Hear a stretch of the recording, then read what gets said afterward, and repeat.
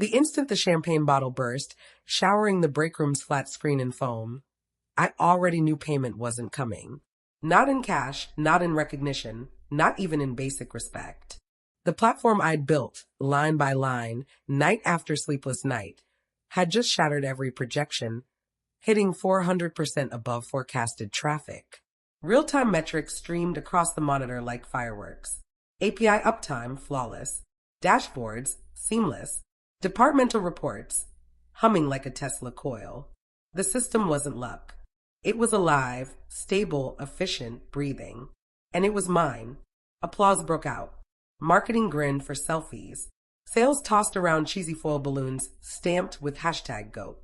I stayed on the sidelines sipping flat LaCroix, watching my work paraded like some corporate party trick. I wasn't angry yet, just drained. Then he walked in, Don, with his $9 haircut and permanent smirk, patting me on the shoulder like I was a mutt that didn't bite the guests. Quick thing, he said casually. Your bonus isn't running this cycle. Policy reasons. You get it right. I blinked. Policy. Yeah. Upper management's cutting back on post-launch bonuses. Nothing personal. He was already turning away. Not personal. As if babysitting midnight database failures hadn't been personal. As if the licensing clause I fought tooth and nail to secure, Section 13.2, subsection D, wasn't personal. As if the blood in my coffee wasn't personal. I didn't yell. Didn't flip the printer off its stand in some movie moment. I just nodded once. Got it. But what I really understood was this. They thought I was disposable. The woman who resurrected their entire data stack from a contractor's half-built wreck was just another expense. That policy was supposed to be a tolerable insult. They assumed I wouldn't notice how Don flinched when he delivered it. They thought I'd keep smiling like a cog inside the machine I'd created. I walked back to my desk. The party noise dimmed like someone had turned reality's treble knob down. My inbox overflowed with congrats and quick favor requests. Everyone wanted proof, charts, reports, evidence my system wasn't smoke and mirrors. I delivered. No edge in my voice. No hesitation. But something inside me locked into place. Not rage. Not vengeance. Just clarity. The system's legal right to operate rested on a single line of contract text, one no one else had ever read. And that line hinged on one condition, my continued employment. When Don brushed me off like I should be grateful for still having a badge, he hadn't just robbed me of a bonus. He'd yanked the pin out of the grenade buried in their foundation. All I had to do was let gravity finish the job. I told no one. Didn't go to HR, didn't slack legal. Instead, I opened my encrypted folder, highlighted that clause, and stared at it. I remembered every painful hour of negotiation, how Don dropped the ball, how I stepped in, battled red lines and vendor counsel for weeks just to protect myself, just in case. Then I went back to work. Fired off 3 priority reports, answered products tech questions, booked a Monday sync, smiled at the intern, laughed at a joke I didn't hear. Then I drafted a new email to legal. Subject line, FYI, potential issue. Monday morning reeked of stale donuts and denial. Confetti was still ground into the hallway rugs when leadership's self-congratulation emails began flooding in. Subject lines like incredible teamwork and historic win for the org popped up like cheap fireworks. The official postmortem PDF dropped at 10:06 a.m., packed with charts I had designed, color schemes I had branded, metrics pulled straight from my system. A neat 2-page architecture summary, written like the system had been discovered in the wild, not engineered over 2 years of unpaid weekends. And my name? Absent. Instead, product lead, VP of Ops, and Don, yes, the guy who once asked me if Python was the snake one.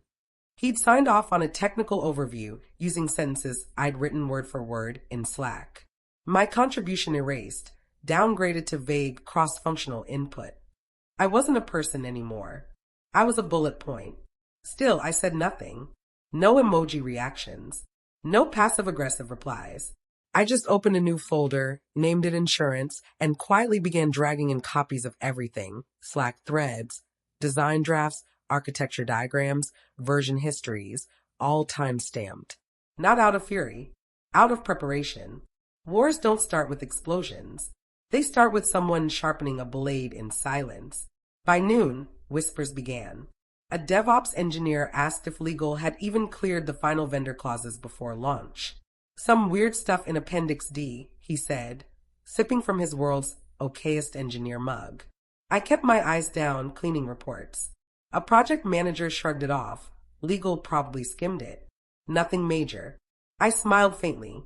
The kind of smile you give a magician seconds before his trick unravels. Later, at 1:45, I ate lunch alone. The break room was quiet, except for the dried-out sheet cake on the counter. The word success scrawled in red icing looked like a toddler's tantrum. Fitting. HR walked past laughing. Product was already hyping Q4 targets. Don strutted by, barking into Bluetooth about centralizing insights. He didn't glance my way. I wasn't supposed to exist outside the code. That afternoon, I reread the contract. Not just the clause I'd highlighted, but every page. I knew exactly what would happen if I dropped it. Not just a breach of contract, but a system-wide blackout. The kind of catastrophe that spawns emergency investor calls. Compliance teams would call it irrecoverable exposure. I didn't strike. Not yet. I just waited. Let them forget. Let them step harder on my back. Let the rope tighten. Because once they formalized my erasure, that clause would snap like a tripwire. At 6 p.m. sharp, I walked out like it was any other day, except this time with a hard drive in my bag. Encrypted, time-stamped, a full backup of dependencies. Because when their precious system crashes, they'll beg for a miracle. And I've already chosen not to be in the building. The license? Buried in a digital drawer, disguised under the world's most forgettable file name. ENC34_license _ executed _ v7.pdf. A loaded weapon hiding in plain sight. I remember the day I signed it. Every line. Every fight to get it included. It was a Wednesday. Everyone buzzing from launch caffeine and ego. Han had even started calling the system our baby in meetings, pretending his 5 Slack approvals and 1 awkward lunch counted as parenthood. Leadership was already mapping expansion, maybe even monetization. Entire roadmaps, all built on the spine of my architecture. And still, they hadn't paid me. So I opened the file. And there it was, exactly where I remembered. Appendix D, subsection 3, paragraph B. A single sentence buried in legal jargon. In the event that the designated technical lead, as defined in Addendum B, i.e. my name, is removed from compensated employment for more than 72 hours, this license shall be rendered null and void. All access rights terminated, effective immediately. No wiggle room. No gray areas. Just a kill switch, black and white. That clause didn't end up there by chance. It was crafted out of spite. 2 years back, Don and his crew tried to hand off the analytics rebuild to some contractor in Austin. A guy who bragged about being a 10x engineer and treated documentation like it was optional. I only discovered the Slack messages by accident. They were ready to cut me out completely. Said I was too controlling, too opinionated, and that my paycheck was a waste of company money. So, I made a call to the vendor, laid everything out, told them we needed tougher terms, insisted they write my name into the contract. If they wanted access to the software, I had to be compensated, not just on the payroll, but officially tied to the deal. That way, they could never erase me quietly. And now here we are, standing on a legal landmine with both feet. I shrank the Slack window, took a sip of coffee, and pulled up Outlook. Drafted a message to our internal legal team. No theatrics, no hints, just 4 calm lines.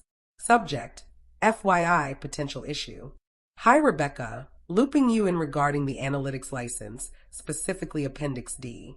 There could be compliance risks if the current pay structure doesn't match requirements. Attaching the contract for review. I attached the PDF, time-stamped with original signatures, and let the document speak for itself. Then I hit send. No fireworks, no alarms.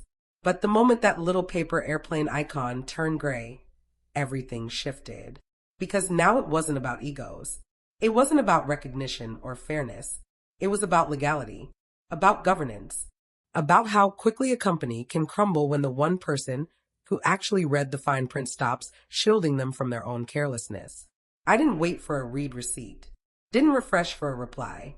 I just leaned back, rolled my neck, and listened to the low hum of the server still running on my code. They could pretend I didn't matter. But now every single breath the system took was technically out of compliance, and I was the only one who could keep it alive. The first clue was the silence. Not the absence of sound, but deliberate silence. The kind that spreads in corners, crafted by intent. Legal pinged on Thursday morning. I know this because Rebecca, our lead counsel, CC'd me on the message. A short, polite request for clarity about the analytics license. Following up on Appendix D, she wrote, in that calm, surgical tone lawyers use when preparing a scalpel. Don didn't answer. Not right away. Not even after she followed up again, asking to confirm pay alignment for license compliance. He let it sit for 6 hours. I watched his Slack icon flicker between active and in a meeting, that little green dot pulsing like a heartbeat. Then it happened. I was booted from the Data Ops Slack channel. No explanation, no warning, just gone. One moment I was following a thread about new endpoint integrations. The next I was staring at you no longer have access to this workspace. Like I'd been voted off the island. Same with the morning stand-up. The calendar invite just disappeared. I only noticed because a Zoom notification popped up from the room I was supposed to be in, then blinked away. They were freezing me out. Don probably thought he was playing it smart. Contain the fallout. Limit my exposure. Start restructuring without the hassle of a confrontation. Maybe he assumed if he cut off my access, I'd just fade away. Slip quietly into HR archives like the others before me. Instead, I opened a fresh spreadsheet, Critical Dependencies, Analytics version 3.6, and I started listing every piece tied to my work. Daily sales dashboards running on my pipeline, churn reports for the board built from my models, Python scripts for ops monitoring, all running through my Kafka streams, forecasting tools the CFO used for quarterly calls, powered by my deployments, data warehouse transformations triggered by cron jobs I wrote during a snowstorm last February, while Don worked from home with spotty Wi-Fi. By lunch, I had 43 systems linked directly to my code. By end of day, 68. By midnight, 92. Each with its own line. Each tagged with a description, timestamp, owner, and failure point. I added one last column, breakpoint without license. Spoiler, most of them would fail within 72 hours of a vendor audit. Don's gamble wasn't just reckless, it was suicidal. And still silence. No response.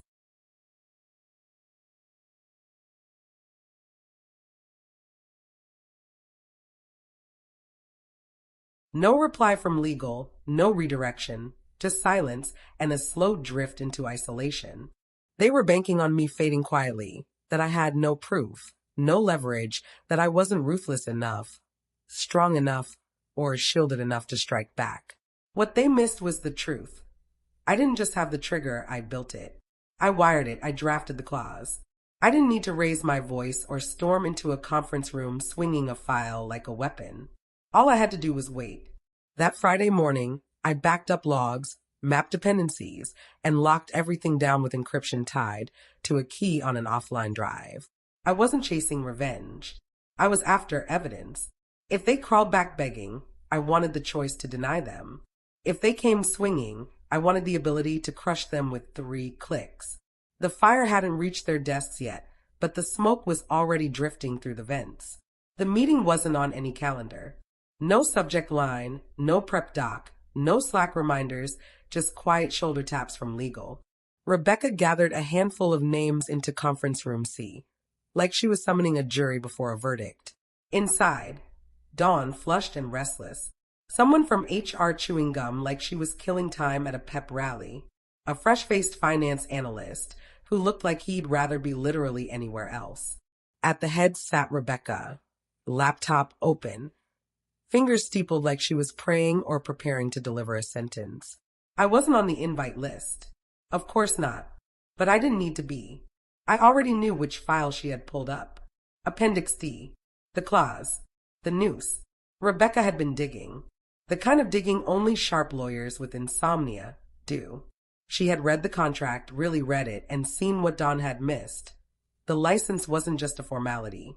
It was alive, pulsing, a contract with a heartbeat. And that heart? That was me. She started quietly. I want to confirm something. Her tone careful, precise, like a bomb tech guiding a wire cut. Her employment agreement, she nodded toward the absent me. Is she being compensated under it?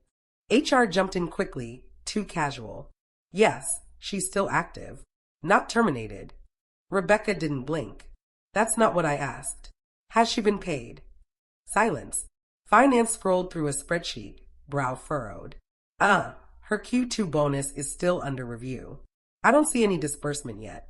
Don cut in too quickly, overeager. We're still evaluating rollout performance metrics. The team did great, obviously, but there are policy considerations tied to post-launch incentives. Rebecca raised a hand. Calm. Surgical. Then she shut the laptop. Not a slam. Not passive-aggressive. Just a deliberate, final closing, like the lid on a coffin. She looked at them one by one. If she hasn't been paid, we're in breach. HR blinked. Breach of what? Rebecca pointed to the closed laptop. Clause 13.2, subsection D. The license agreement that grants us legal access to 97% of our analytics infrastructure. The clause that requires her employment to remain compensated for that license to stay valid. Don gave a weak laugh. That's just boilerplate. Rebecca's voice dropped, soft enough to chill the room. It isn't. The air froze. She leaned forward, elbows on the table. If this isn't resolved, we're out of compliance, which makes our access illegal, which means every dashboard, every report, every investor call becomes exposure, which means you, she turned to Dawn, need to explain why you ignored a compensation clause with a built-in kill switch. Dawn's face fell, like a man realizing his parachute was actually a backpack full of rocks. I didn't know, he muttered. You were informed, Rebecca replied flatly. You signed the disbursement delay. You approved the freeze. The finance kid cleared his throat. We thought it was standard. No one mentioned. Rebecca cut him short. It's not standard. It's negligence. The silence that followed was suffocating. Then she stood. I'm escalating this to the CEO. If payment isn't processed by end of day, we're in breach. And if that happens, I'll file a formal notice with outside counsel and the vendor's compliance team. At the door, she paused. And if you think she's bluffing, she added, not turning back, you should read the rest of the contract. She wrote most of it. Behind the glass, someone from IT walked by carrying a flickering monitor. Outside, the world spun on. Inside, the fire had already caught. They just didn't realize it was burning through the floor. It began with a missed email. 3:12 a.m. The CFO never got the automated global sales reconciliation report. No error, no bounce back, just absence. At 3:34, an intern on the East Coast shift pinged IT with the kind of frantic innocence only interns have. Hey, are the dashboards down or am I just dumb? By 4 o'clock, DevOps chat was chaos. Nobody could access the analytics cluster. Logs were clean. No overnight deploys. No infra outages. Yet every API key was spitting out 4003s from the vendor. Then came the message. Not from me. Not from legal. From the system itself. Every executive dashboard, every investor KPI, every churn heat map refreshed with one banner in red. License unrecognized. Contact account holder. That was the clause. Appendix D giving them the middle finger. All because they hadn't paid me. By 6:45, Don's voicemail was overflowing. His inbox, too. Probably his soul.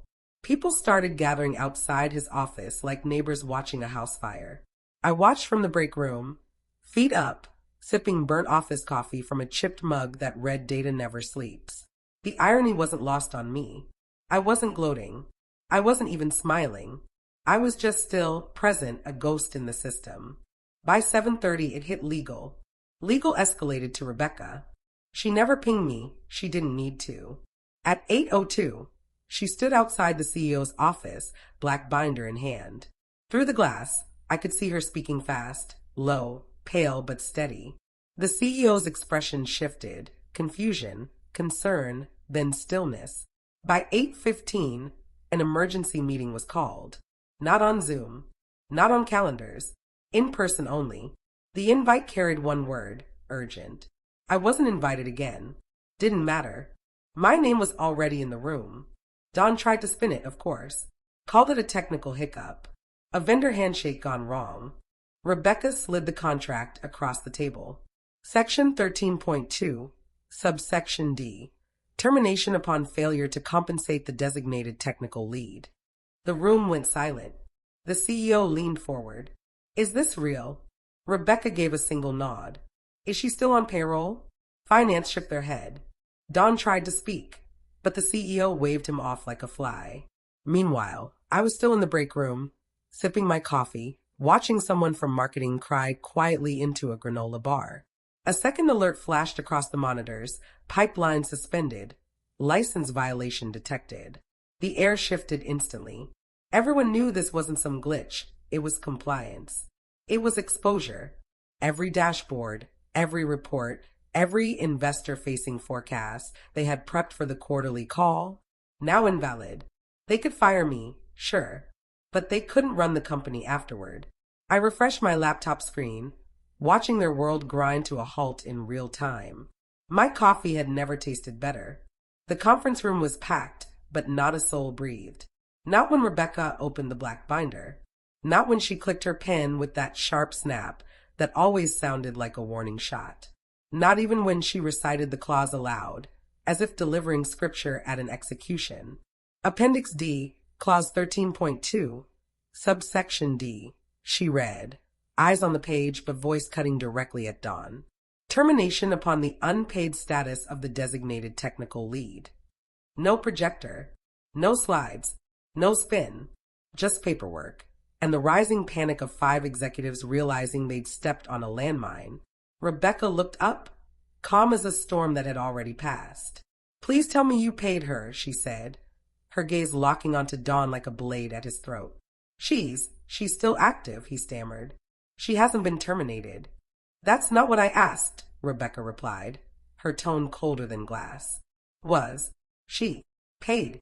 The pause was long and suffocating. Finally, a junior finance analyst murmured from the corner. Her Q2 bonus was withheld. Still under internal review.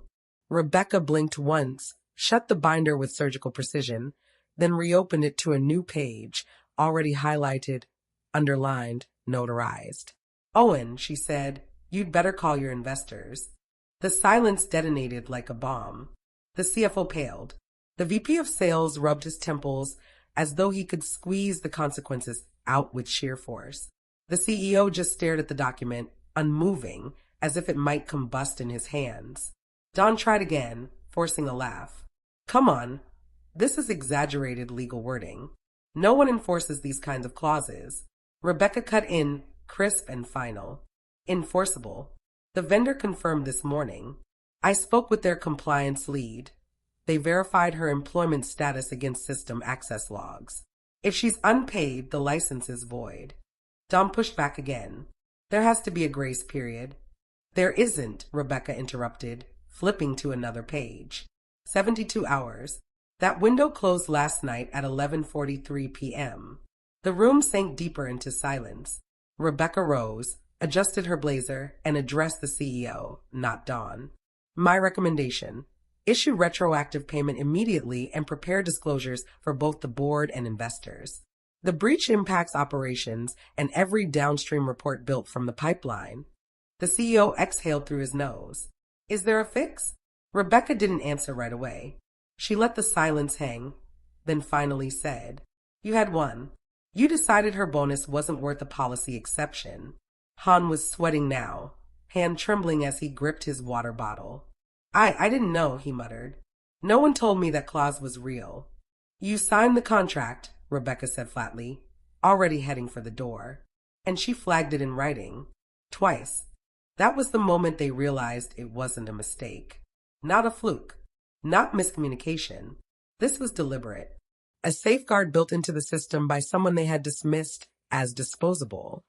Hidden in plain sight in a clause none of them had bothered to read. Rebecca paused at the door. I'll draft the disclosure. Let me know if you want your names included. Then she left. No gavel, no drama. Just reality settling like dust. Inside, no one moved. Outside, the platform was still dead. Dashboards blank. Numbers gone. Truth undeniable. And me. I was leaning against the vending machine down the hall, watching the power drain from the people who thought I didn't matter. No smirk. No gloating. Just silence. Let them sit with it. By noon, the building had the atmosphere of a funeral parlor. Phones rang unanswered. Slack channels were ghost towns of unanswered questions. The CEO's assistant stormed past my desk 3 times in 15 minutes, clutching a laptop and half a banana, muttering, oh God, like a mantra. The collapse had begun. Investor dashboards? Offline. Customer churn analytics? Gone. Forecast reports? So outdated they referenced a product discontinued last year. People restarted routers like it would resurrect the system. Marketing blamed IT. IT blamed the vendor. The vendor's response was brutal in its simplicity. Your license is invalid due to breach. Please contact your designated account lead for reinstatement. And the account lead? That was me. I wasn't sitting back enjoying the mess with popcorn. I had my own work to finish. I was cleaning up some side code for a freelance gig I'd lined up. Payment would come in crypto and credibility, which already beat anything this place had on the table. Around 12:40 p.m., a junior HR staffer wandered over. Tyler, nervous, sweat patches blooming under his arms, clutching a printed form like it might explode. Adon was wondering if maybe you could, help us draft some transition documentation, he stammered, voice cracking halfway through. I looked up, blinked once. You mean documentation for a system I'm no longer legally allowed to touch? I asked. Tyler flushed crimson. Well, yeah, but just, so the team can keep moving. I took a slow sip of tea, kept my tone even. Tell Alden I'm not available. And next time, don't send someone who doesn't even understand what the word breach means. He bobbed his head too quickly, like he was trying to leave before his body could follow. Then he shuffled off. I turned back to my terminal and methodically scrubbed my personal credentials from every sandbox instance. Not out of spite, just to close the chapter. Meanwhile, HR tried their stunt. They pushed through a backdated bonus, barely even disguised. The payroll timestamp showed 11:04 a.m., hours past the cutoff outlined in the clause. Labeled it manual adjustment discretionary. Like a Band-Aid on a bullet hole, they thought that would count as compliance. Rebecca wasn't buying it. She blasted out a company-wide email, concise, merciless, airtight, straight to leadership. Retroactive compensation does not resolve breach status under Contract Clause 13.2d. Timestamp payment logs confirm violation. The platform remains unlicensed. Disclosure to vendor and investors will proceed. Legal's words. No sugarcoating, no spin. And still, Don tried to shrug it off as internal miscommunication. Later, I overheard him in the hall, griping to someone from finance that Rebecca should have just come to me directly instead of going through legal. As if I hadn't already raised the flag. Twice. As if that first email I marked FYI. Potential issue had never existed. The stupidity wasn't shocking. What stunned me was their dedication to it. With a flaming meteor aimed straight at their quarterly report, their strategy was to hand me a Word doc template and hope I'd play along. But I was done playing. I wasn't even on the field anymore. At 2 p.m., I walked past the conference room. Chaos inside. For people on a call, one crying, one pacing. Dawn waving frantically at a spreadsheet riddled with #REF. Errors. I didn't slow down, didn't glance in. Just kept moving, pausing only to smirk faintly at the vending machine. Twix was sold out, still more dependable than their leadership. The phone rang. At 6:42 p.m., right as I was pouring a glass of wine and putting food down for the cat. The screen lit up with a number I didn't recognize. No masked ID, no middleman, no assistant filter. That could only mean one thing. I answered with a single word, yes. The silence lingered, long enough for me to hear his breath stumble. Then came the words, what will it take? No greeting, no introduction, just raw desperation wrapped in a hoarse voice. It was the CEO himself, not a proxy, not his EA, not some rehearsed PR line. Him.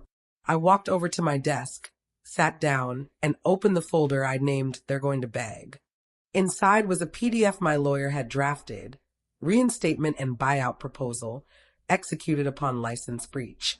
We prepared it 2 weeks earlier, before the launch, before Dawn played games, before HR decided policy mattered more than people. I didn't answer immediately. Instead, I let the silence stretch tight, like a piano wire. Then I hit forward. The subject line read, "Your offer window, 24 hours." The attachment contained 3 points. Immediate wire of unpaid compensation plus a 40% breach penalty. Buyout of the license clause for mid-6 figures, executed through outside counsel. A written acknowledgement of my contribution, to be read aloud at the next all-hands meeting. I could hear him opening it. I could feel the exact second the number hit his nerves. 10 long seconds passed. Then, softly, he said, "We should have just paid you the damn bonus." I didn't gloat, didn't laugh, didn't bother with an "I told you so." I simply replied, "You've got until close of business tomorrow. After that, the vendor gets breach escalation." Click. No goodbye. No theatrics. I leaned back, took a sip of wine, and waited for the wire confirmation. But the dashboard stayed blank all night. The board never saw their Q3 burn rate report. Investors kept refreshing, only to find a cold screen. Error 4002. License authorization required. And me. I watered the plants. Watched the sun dip below the horizon. Sat in that heavy, golden silence, the kind where the system you built speaks louder than any speech ever could. They hadn't just broken a contract. They'd proven I was the one keeping the whole machine alive. And now they were paying for it on my terms. Thanks for riding along, fellow office survivors. Subscribe for more switch-flipping drama. Let's make those coworkers sweat.